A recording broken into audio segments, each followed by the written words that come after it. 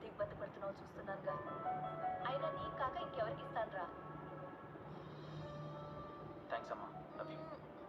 Okay bye. జాగ్రత్త. Hello. అనే గుర్తుకు రావడం ఏంటన్నా? నీకు చెప్పిన అర్థం కాదులే. కొన్ని బంధాలు కాలంతో ముగుస్తాయి, మరికొన్ని జీవితాంతం గుర్తుండిపోయే పాఠాన్ని నేర్పించి వెళ్ళిపోతాయి. వాళ్ళ ప్రయాణంలో నీకు చోటు లేకపోవచ్చు, కానీ నీ ప్రయాణంలో నువ్వు ఎప్పుడూ ఉండాలి. నీ కోసం నువ్వు బతకడం నేర్చుకోవాలి. నీ మనసుకు నచ్చిన జీవితాన్ని ఎంచుకోవడం తెలుసుకోవాలి. ఎందుకంటే ఈరోజు నిన్ను ఏడ్పించిన ఈ క్షణమే రేపు చిరునవ్వుతో గుర్తు చేసుకునే జ్ఞాపకం అవుతుంది.